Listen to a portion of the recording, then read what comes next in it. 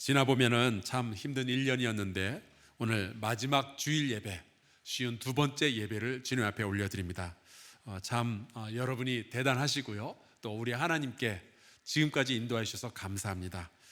우리 앞뒤 좌우로 인사 나누겠습니다. 여기까지 잘 오셨습니다.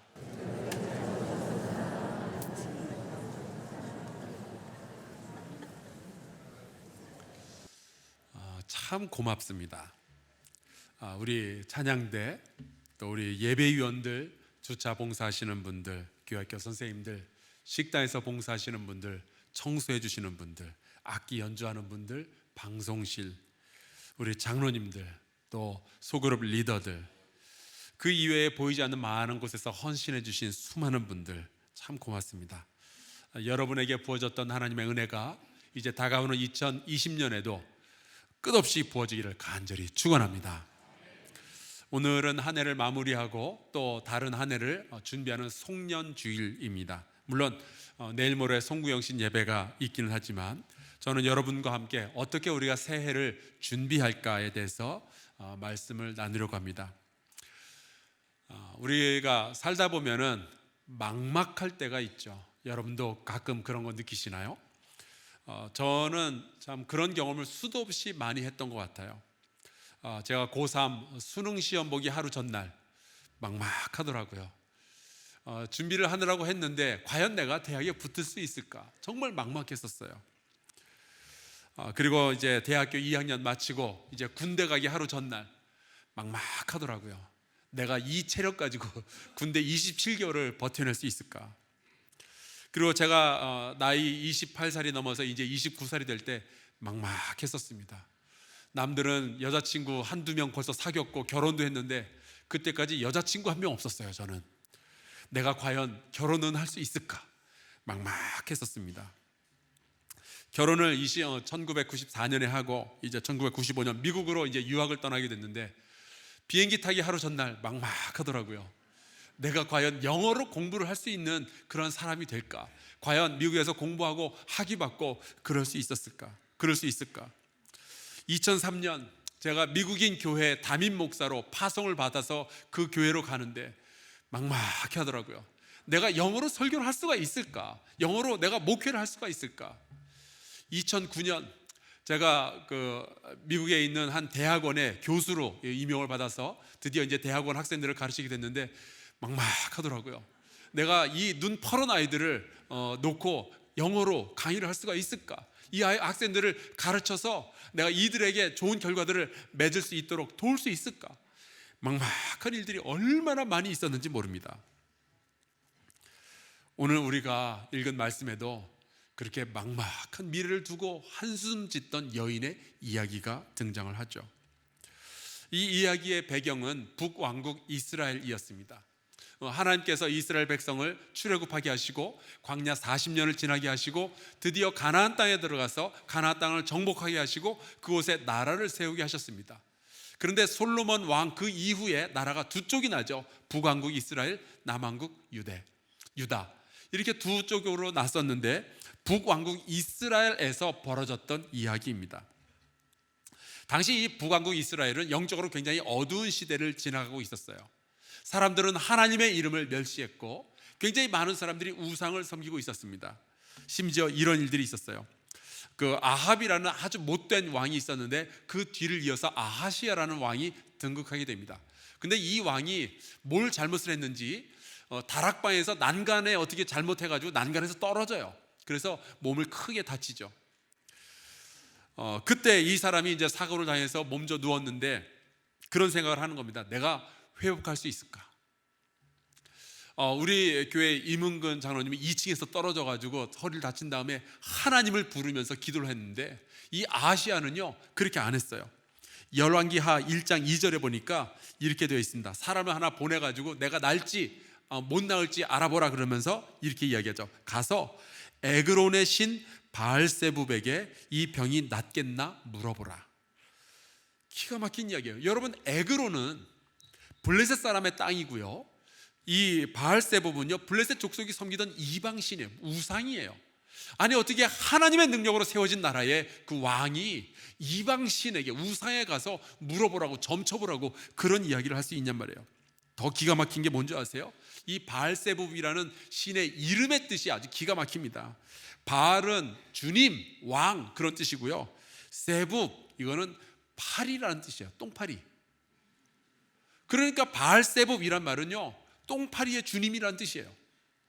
아니 어떻게 물어볼 신이 없어서 그런 신한테, 그런 우상한테 가서 물어보냔 말이죠. 정말 기가 막힌 일들이 이 나라에서 벌어지고 있었습니다. 오늘 말씀의 주인공 엘리사라는 사람이 선지자로 활약하기 전에 있었던 일인데, 이 엘리야 선지자가 그 이야기를 듣고 나서 기가 막히니까 이런 이야기를 해요. 열왕기하 1장 3절, 이스라엘에 하나님이 없어서 너희가 에그론의 신 바알세붑에게 물으러 가느냐. 여러분, 이스라엘에 하나님이 없었겠어요? 아니죠. 거기 시퍼렇게 살아 계셨습니다. 하나님이 없었던 것은 이스라엘 땅이 아니라 그 왕이었죠. 여러분, 그 이스라엘에도 하나님이 계셨고요, 오늘날 저와 여러분의 가정에도 이 대한민국에도 하나님이 살아계시며 지금도 역사하고 계시는 줄로 믿습니다. 그렇다면 엘리야가 물었던 그 질문, 이스라엘에 하나님이 없냐, 그 질문을 오늘날 저와 여러분에게 묻는다면 우리는 뭐라고 대답해야 될까요? 여러분, 우리 새해에는 믿는 자의 자존심을 좀 지키면서 살아갈 수 있기를 바라요. 여러분, 우리 알고 있잖아요. 돈이 모든 문제 해결해 주지 못하잖아요. 정치가 우리나라의 모든 문제 다 해결해 줄 수 없는 거 알고 있잖아요. 성공을 하면 우리 인생의 모든 문제가 다 해결되느냐? 아닌 거 우리 잘 알고 있잖아요. 그럼에도 불구하고 우리에게 무슨 문제만 생기면은 하나님 앞에 나아가서 무릎 꿇고 기도하는 것이 아니라 자꾸만 돈 좀 얻을 수 없나, 어디 누가 나를 도와줄 세상 사람들이 없는지 이런 거 찾아보지 말고, 여러분, 우리에게 막막한 일이 일어난다면 하나님 앞에 나와 하나님 앞에 간구하는 저와 여러분 될 수 있기를 주의 이름으로 축복합니다. 하나님께서 지금도 이 땅을 지키고 계시며 저와 여러분의 가정을 지켜주실 줄로 믿습니다. 이렇게 이스라엘의 영적인 어두움에 빠져 있을 때에 엘리야가 하나님 앞에 한탄을 하죠. 세상이 왜 이렇게 돌아갑니까? 하나님을 섬기는 사람 나밖에 안 남은 겁니까? 그때 엘리야에게 하나님께서 이런 말씀을 주셨어요. 열왕기상 19장 18절, 내가 이스라엘 가운데 7,000명을 남기리니 다 바알에게 무릎을 꿇지 아니하고 다 바알에게 입맞추지 아니한 자니라. 여러분, 지금 우리 시대가 이 교회들이 왜 이렇게 약하냐 그런 이야기를 하지만, 저는요, 목회를 하면서 계속 보게 되는 것은 우리 교회에도 이 땅에도 아직도 기도하는 주의 종들이 남아있다는 거예요. 아직도 여호와 하나님 외에는 세상에 아무것도 두려워하지 아니하는 성도들이 지금 이 나라에 많이 있어요. 그들이 기도한다면 이 땅은 살아날 줄로 믿습니다. 그리고 여러분이 바알에게 무릎 꿇지 아니한 오직 여호와 하나님만 섬기는 귀한 주의 성도들 되시기를 주의 이름으로 축원합니다. 여러분의 자녀들 가운데 오직 하나님만 섬기는 귀한 사람들, 주의 일꾼들이 탄생하고 자라나기를 주의 이름으로 축복합니다. 우리 눈앞에 하나님이 지금 보이지 않는다고 하나님이 일 안 하시는 게 아니었던 거예요. 하나님은 우리가 미처 감각하지 못하는 그 영역에서도 이미 우리 가운데서 역사하시고 이 나라를 이끌어 가고 계시는 줄로 믿습니다. 엘리야가 7,000명이 남아있다. 이 이야기를 들은 후에 첫 번째로 만났던 사람이 바로 엘리사라는 사람입니다. 이름이 약간 헷갈리죠? 엘리야, 엘리사. 이 엘리사는 원래 농부였어요. 근데 엘리야를 만난 이후로 엘리야를 따라다니면서 이제 선지자의 수업을 받습니다.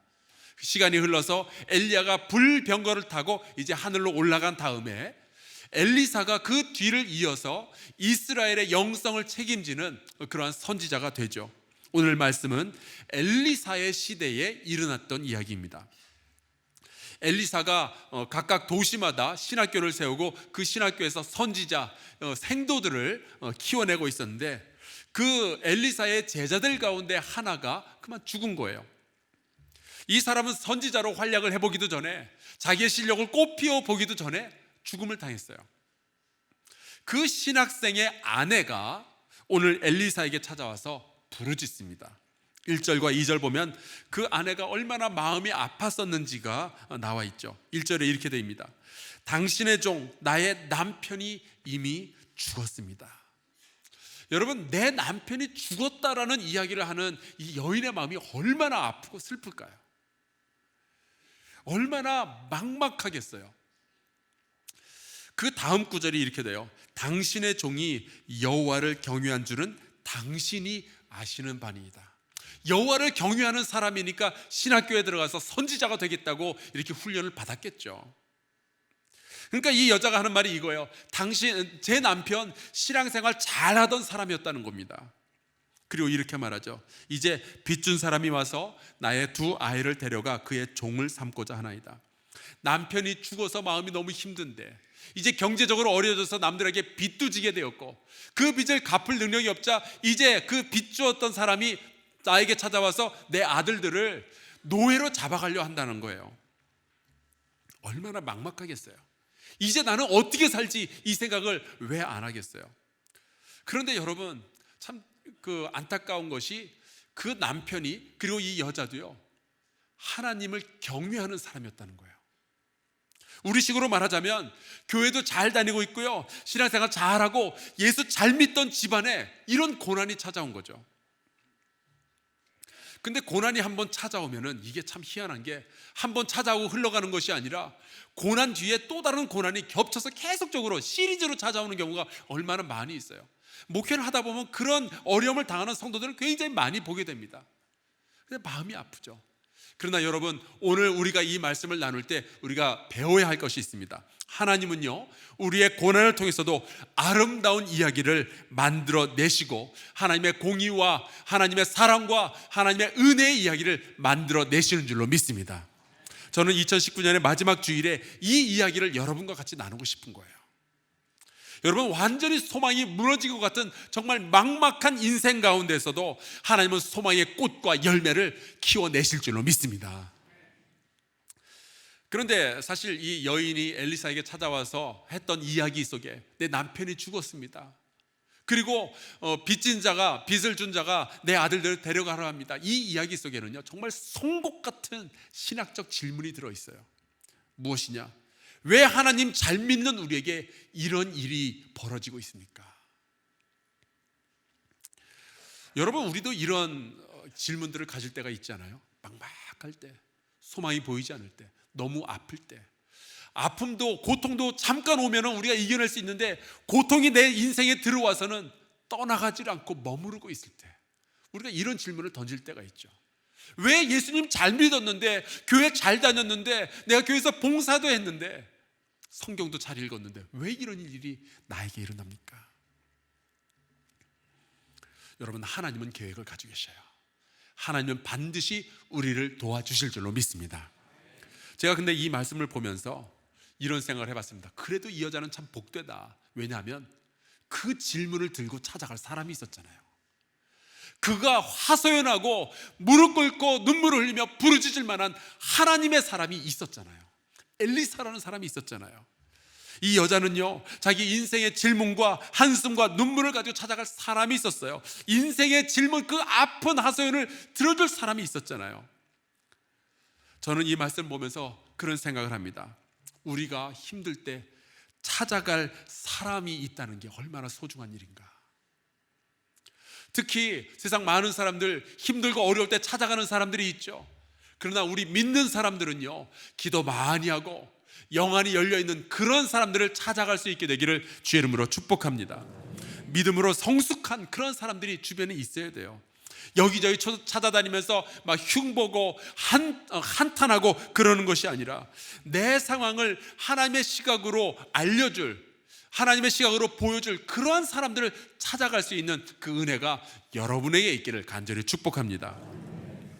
왜냐하면 하나님이 지금 내 상황을 통해서 이루시려고 하는 그 일들이 있거든요. 그것을 알게 되면 이 어려움을 견뎌낼 수 있겠는데, 그걸 모르니까 자꾸 세상 사람들 찾아다니면서 나 좀 도와달라고 기웃거리고 굽신거리고 그렇게 되는 거죠. 이 여자에게는 엘리사가 있었어요. 이 엘리사가 이 여자의 이야기를 듣고 질문을 하나 합니다. 2절, 엘리사가 그에게 이르되 내가 너를 위하여 어떻게 하랴? 내 집에 무엇이 있는지 내게 말하라. 이제 곧 설날이 다가오는데 요즘 이제 설날만 다가오면 또 추석만 다가오면은 그 신문에 자꾸 뜨는 기사들 가운데 하나가 이거예요. 젊은이들에게 이런 질문 좀 하지 맙시다. 이런 거 들어보셨어요? 요즘 젊은이들이 진짜 받기 싫은 질문들이 있대요. 사귀는 사람이 있어? 결혼 언제 해? 너 월급 얼마 받니? 뭐 이런 거. 학교 어디 다녀? 여러분, 묻는 사람은 궁금하니까 물어볼 수 있는데 대답해 줄 사람은 그게 너무 가슴이 아픈 경우가 많은 거예요. 나 아직 사귀는 사람 없는데, 나도 결혼하고 싶은데, 아직 취직 못했는데, 가고 싶은 학교 못 가가지고 내가 지금 쩔쩔매고 있는데 자꾸 그걸 물어보니까 힘들죠. 이 엘리사의 질문은요, 이 여자의 입장에서 봤을 때는 되게 대답하기 어려운 거예요. 지금 다 날아갔잖아요. 남편 죽었잖아요. 근데 남은 게 뭐냐뇨. 그 질문에 이 여자가 이렇게 대답을 합니다.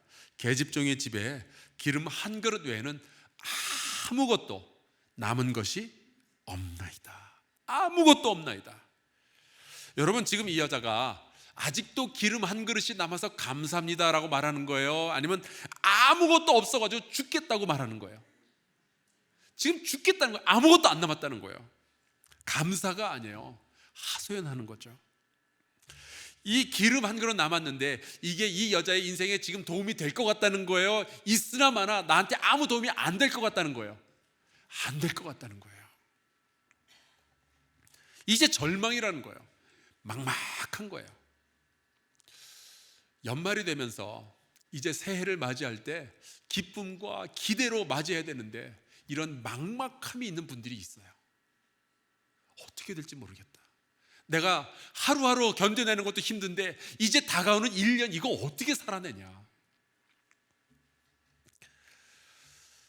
2019년 정말 힘차게 출발했는데 또 1년 내내 열심히 일하고 공부도 하고 노력하고 막 기도도 하고 열심히 했는데 이제 남은 거 이렇게 따져보니까 야, 이거 가지고 내가 어떻게 새해를 버텨내냐. 어려운 분들이 있죠. 내가 남편을 보니 이 사람 가지고 1년 살기 참 어렵겠다. 내 자식 보니까 얘네들이 이 1년을 어떻게 버텨내겠느냐. 내가 가진 것이 아니라 자꾸 없는 것만 크게 보일 때가 있잖아요. 지금 이 여자가 그런 상황에 처해 있는 거예요. 없는 게 너무 크게 느껴져요. 아무것도 없다. 이 여자의 말을 듣고 엘리사가 말을 합니다. 이르되 너는 밖에 나가서 모든 이웃에게 그릇을 빌리라. 빈 그릇을 빌리되 조금 빌리지 말고 너는 내 두 아들과 함께 들어가서 문을 닫고 그 모든 그릇에 기름을 부어서 차는 대로 옮겨 놓으라. 이 말을 듣고 일어났던 일은 조금 후에 이야기하고요. 이 여자가 이웃에게 이제 그릇을 빌려옵니다. 그리고 자기 이제 집안에도 다 갖다 놓고 문을 닫아 놓습니다. 그래서는 이 여자가 그 빌려온 그릇들에 자기가 남겨놓았던 이 기름 그릇 하나, 여기에 담겨있던 그 기름을 빈 그릇에 붓기 시작하는데 놀랍게도 끊임없이 기름이 계속 그 그릇에 나오는 거예요. 그릇에서 나오는 거예요. 그래서 빌려왔던 모든 그릇에 전부 가득가득 채워지게 된 겁니다. 얼마나 신나고 신기했을까요? 그러다가 이제 더 이상 빈 그릇이 없게 되자 기름이 멈춰요. 그래서 이 상황을 여자가 엘리사에게 가서 보고를 하게 되죠. 그때 엘리사가 말합니다. 너는 가서 기름을 팔아 빚을 갚고 남은 것으로 내 두 아들이 생활하라. 그렇게 해서 이 가정은 정말 기적적으로 하나님의 회복의 능력을 경험하게 되는 거예요. 이 여자와 두 아들에게 이야기는 여기서 그냥 끝이 납니다. 그 다음에는 그냥 수냄 여인의 이야기로 그냥 지나가게 돼요. 이 여자와 이 두 아들의 이야기는 다시는 성경이 등장하지 않아요. 여기서 그냥 끝이에요. 하지만 이 여자와 두 아들은요, 인생에 잊을 수 없는 경험을 했죠. 이 여자와 이 두 아들은 그날 문을 닫고 기름을 따르면서, 빈 그릇에 기름을 따르면서 무엇을 깨달았을까요? 뭘 배웠을까요? 그들은 평생 동안 이 기억을 잊지 못했을 텐데 무엇을 잊지 못했을까요? 제가 이 말씀을 묵상하는 가운데 그런 것들을 깨달았어요. 이 사람네들은 그 남겨져 있는 기름 한 그릇의 소중함을 알았겠다. 이거 아무것도 아니라고 생각을 했었거든요. 그거 말고는 남은 게 아무것도 없습니다. 이거 근데 뭐에다 씁니까? 저는 이 여인의 말을 보면서요, 요한복음 6장에 나오는 오병이어의 기적, 그것이 기억이 나더라고요. 그 말씀에 보면은 배고픈 사람은 남자만 5천 명이 있었어요. 그런데 제자들이 가지고 있었던 것은 물고기 2마리 그리고 떡 5개. 마태복음 14장에는 제자들이 그 상황에서 이렇게 말을 합니다. 여기 우리에게 있는 것은 떡 5개와 물고기 2마리 뿐이니이다. 이 말은 이 5천 명을 먹일 자신이 있다는 거예요, 없다는 거예요? 없다는 거예요. 막막하다는 거죠. 그래서 요한복음 6장에 보면은 안드레가 그 상황을 두고 이렇게 말을 했어요. 그것이 이 많은 사람에게 얼마나 되겠사옵나이까. 이거 아무것도 아니라는 거예요. 이거 가지고 어떻게 사냐며요. 막막한 거죠. 그런데 예수님은요, 그 별것 아니다라고 생각했던 그걸 가지고 남자만 5천 명, 여자와 아이들 다 합치면 10,000명이 넘는 사람을 다 먹이신 후에 12광주리가 넘을 정도로 음식을 남게 만드셨어요. 여러분, 지금 엘리사의 말을 들었던 이 여인과 2 자식은요, 기름 한 그릇을 가지고 그걸로 빚 다 갚고 앞으로 생활할 수 있는 그 자본까지 마련할 수 있게 된 거죠. 별것 아닌 줄 알았는데 하나님의 능력이 그 위에 임하니까 그 별것 아닌 것 같았던 그것이 어마어마한 기적을 일으키게 된 거예요. 하나님은 엘리사를 통해서 이 여인과 그 2 아들에게 뭘 가르쳐 줬겠어요?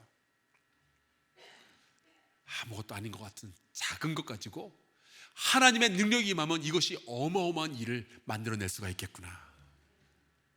작은 씨앗 하나가 어마어마하게 큰 나무를 만들어내는 것처럼 물고기 2마리와 떡 5덩어리가 10,000명을 넘는 어마어마한 사람들을 먹이는 것처럼 이 작은 것 하나가 하나님의 능력이 함께 하니까 놀라운 기적을 만들어내는구나 하는 거죠.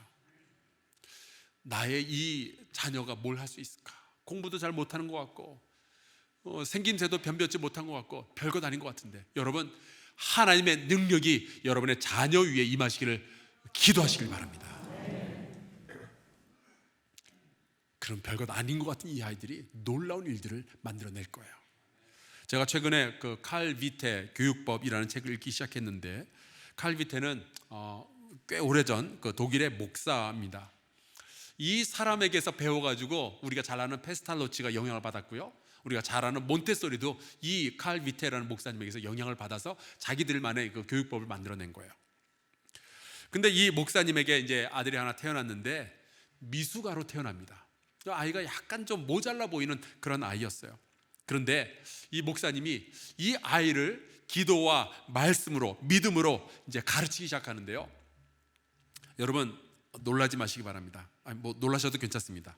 이 아이가 9살 때 6개 국어를 하게 됩니다. 그리고 만 12살 때 박사학위를 받게 돼요. 그 기록이 기네스북에 등재가 되었는데 지금도 안 깨졌어요. 여러분의 자녀 가운데 이 기록을 깨는 아이들이 있길 바랍니다. 근데 더 중요한 것, 이 아이는요, 보통 천재 같은 사람들은 되게 험한 인생을 살다가 힘들게 죽게 되는데, 이 아이는 평생을 행복하게 학생들을 가르치고 세상에 선한 영향을 끼치다가 행복한 죽음을 맞이했대요. 아무것도 없나이다.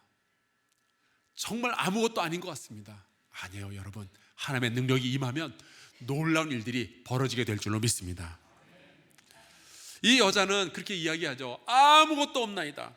근데 여러분, 이 여자가 배운 게 있었을 거예요. 나에게는 2 아들이 있었구나. 이웃에게 가서 그릇을 빌려오라 그랬더니 가서 빌려오는 아들이 있었던 거예요. 엄마와 함께 문을 닫고 하나님의 능력을 경험하는 이 아들들이 이 여인에게는 있었던 거죠. 엘리사가 그런 말을 했다고 진짜로 그렇게 해요? 엄마 미친 짓 하지 말라고 뛰쳐나갈 아들들도 얼마든지 있을 텐데, 엄마와 함께 말씀에 순종하는 아들들이 있었잖아요. 여러분, 믿는 자녀 하나를 가진다는 것이 얼마나 소중한 일인지 깨닫게 되길 바랍니다. 여러분의 자녀 가운데 하나님 잘 믿는 자녀들이 있다는 것, 여기에 대해서 깊이 감사할 수 있기를 주의 이름으로 축복합니다. 얼마나 소중한 일인지 몰라요. 그리고 나중에 이 여자가 깨달았을 거예요. 나에게 어떻게 그런 믿음이 있었을까? 하나님의 사람을 찾아가서 하소연을 하고 하나님의 사람이 말하는 대로 믿고 순종하는 이 믿음을 내가 가지고 있었구나. 여러분, 이 믿음 아무나 가질 수 있는 거 아니에요. 하나님께서 선물로 이 믿음을 주실 때만 이 믿음을 가질 수 있는 거죠. 내가 이 믿음을 가지고 있었구나. 아무것도 없다라고 생각을 했었는데 내 안에 이 믿음을 가지고 있었구나. 그리고 또 하나, 이 여자가 깨달은 것이 있었을 거예요. 나에게는 이웃들이 있었구나. 내가 빈 그릇 빌려달라 그랬더니 빈 그릇을 기꺼이 빌려주는 이웃들이 내가 그렇게 많이 있었는데 나는 아무것도 없다라고 생각하고 내 인생 막막하다라고 생각을 하고 있었구나. 여러분, 우리에게는 이 교회에 성도들이 계시잖아요. 이것이 얼마나 큰 은혜인지 모릅니다. 여러분이 힘들고 어려울 때, 막막하다고 생각할 때 여러분을 위해서 눈물을 흘리며 기도해 줄 성도들이 내 주변에 있다는 거 얼마나 놀라운 은총인지 몰라요. 여러분, 감사할 수 있기를 주의 이름으로 축복합니다. 물론 교회 안에서 좀 불편한 일들이 생길 때가 있죠. 근데 여러분, 교회에서만 그래요? 여러분, 가정에서도 그런 일 벌어지지 않아요? 남편과 아내 사이에도 어려운 일들 생기잖아요.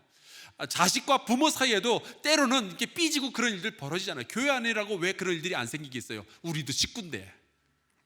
그러나 여러분, 우리가 영적으로 무너질 때에 결국 우리를 위해서 기도해주고 도와줄 일은 우리 성도들밖에 없어요. 우리에게 이렇게 좋은 영적인 이웃들이 있다는 것, 여기에 대해서 감사할 수 있기를 바랍니다. 그리고 이 여자에게는 아무것도 없다라고 생각을 했었는데 하나님이 계셨어요. 여러분, 세상의 모든 것들을 다 잃어버려도 하나님만 잃지 않는다면 우리의 인생에는 소망이 있는 줄로 믿습니다. 그 하나님이 우리가 늘 함께 해주시잖아요. 내 삶에 아무것도 없나이다 부르짖을 바로 그때에도 내가 너와 함께 하겠다라는 그 하나님의 약속이 살아있는데, 여러분, 넉넉히 이 막막한 고난을 이겨낼 수 있기를 주의 이름으로 축원합니다. 그 믿음을 가져야죠. 이제 2019년을 마무리하는 마지막 주일입니다. 생각해보면 이것저것 한 일 참 많이 있는 것 같은데 남는 게 없는 것 같고, 예수 믿는다고 열심히 했는데 여전히 고난은 우리 앞에 닥쳐있고, 나 잘 준비가 안 된 것 같은데 2020년은 어쨌거나 우리에게 다가오고 있고, 그래서 참 막막하게 느껴질지 모르겠지만 여러분, 우리는 아무것도 없는 사람이 아니라 하나님을 가진 사람이고 내 교회에 사랑하는 성도들을 가진 사람이고 나를 순종할 수 있는 믿음을 가진 사람인 거예요. 그렇다면 여러분, 2020년 우리는 승리자로서 살아갈 수 있습니다. 이제 며칠 후면 새해가 시작이 되는데 나는 아무것도 없다면서 좌절로 한 해를 시작하는 것이 아니라 내게는 하나님이 살아계신다라는 이 소망을 가지고 한 해를 시작할 수 있기를, 승리할 수 있기를 주의 이름으로 축원합니다. 사람들이 우리한테 이렇게 물어볼 수 있어요. 너 예수 믿는다면서 네가 가진 게 뭐가 있어? 그때 우리가 이렇게 말해주면 좋겠어요. 나에게는 하나님이 있다. 우리 손을 가슴에 대고 한번 같이 고백합시다. 나에게는 하나님이 계십니다. 아멘. 제가 이 말씀을 보면서 그런 생각도 해봤어요. 만약에 이 여자의 남편에게 유산이 많이 있어서 이 아내에게 죽으면서 이 유산 너에게 다 물려준다 그랬더라면 과연 이 여자가 엘리사를 찾아왔을까? 나는 참 많은 것들을 가지고 있어라는 이 생각을 가지고 있었더라면 이 사람이 하나님의 그 기적을 경험할 수 있었을까? 이 사람은 가진 것이 없다라는 생각이 있었기 때문에 오히려 이 사람은 하나님의 기적을 경험할 수가 있게 되었어요. 내가 가진 것이 무엇이 있는지를 그제서야 깨달을 수가 있었던 거죠. 여러분, 내가 아무것도 가진 것이 없다라고 생각하는 막막한 바로 그때에 내게 있는 것이 무엇이 있는지 발견하는 영적인 눈이 열리게 되기를 주의 이름으로 축복합니다. 하나님은 막막한 인생의 이야기를요, 아름다운 소망과 감사의 이야기로 다 바꿔내시는 거예요. 그 능력을 가지고 계시고요, 지금도 그 소원을 가지고 여러분에게 은혜를 베푸시는 분이에요. 고린도후서 6장 9절 10절에 이런 말씀이 나오죠. 무명한 자 같으나 유명한 자요, 죽은 자 같으나 보라 우리가 살아있고, 징계를 받는 자 같으나 죽임을 당하지 아니하고, 근심하는 자 같으나 항상 기뻐하고, 가난한 자 같으나 많은 사람을 부유하게 하고, 아무것도 없는 자 같으나 모든 것을 가진 자로다. 여러분, 우리가 아무것도 없는 것처럼 보일 때가 있지만, 그래서 2020년 다가오지만 아무것도 준비가 안 된 것처럼 보일 때가 있지만, 하나님을 모신 우리는 승리하는 삶을 살아가게 될 줄로 믿습니다. 이 사실을 믿음으로 2020년을 시작하는 저와 여러분 될 수 있기를 주의 이름으로 축복합니다. 제가 이 말씀 준비하면서 여러분하고 부르고 싶었던 찬송가가 하나 있어요. 342장 후렴에 보면 이런 가사의 내용이 있어요. 우리 구주의 힘과 그의 위로를 빌라 주님 내 편에 서서 항상 도우시리. 여러분, 우리에게 하나님이 계셔요. 우리에게 도움을 주실 분이 계셔요. 우리 같이 찬양하고요, 같이 기도합시다.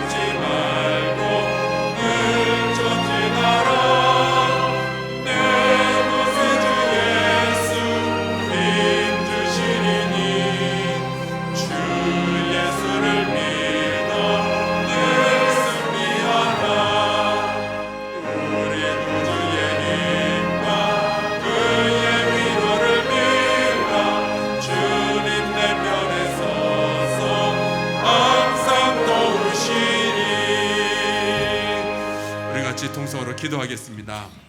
하나님, 인생이 막막할 때 하나님의 능력을 경험하게 하여 주옵소서. 우리의 영혼을 열어서 없는 것만 보며 낙심하는 것이 아니라 주님이 나와 함께 하심을 보고 기뻐하게 하여 주옵소서. 아무것도 없는 자 같으나 모든 것을 가진 자처럼 2020년을 기대함으로 열게 하여 주시옵소서. 같이 동서로 기도합시다.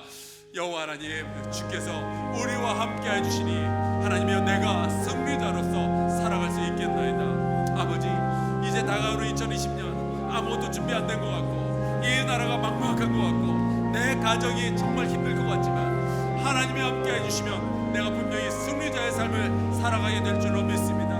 여호와 하나님이여, 주께서 우리의 인생을 돌보아 주시니 감사합니다. 하나님 아버지를 높여드리게 해주시고 내가 하나님께서 이끄시는 대로 살아갈 수 있도록 돌보아 주시옵소서. 하나님 아버지, 작은 것으로부터 시작되는 놀라운 하나님의 크신 기적들을 우리가 경험할 수 있도록 허락하여 주시옵소서. 하나님 아버지, 작은 기름 한 그릇이 하나님 놀라운 삶의 회복을 이끌어낸 것처럼 하나님 아버지, 우리의 삶에도 그런 놀라운 기적과 역사들이 일어나길 간절히 소원하고 원합니다. 네, 하나님이여, 붙들어 주시옵소서.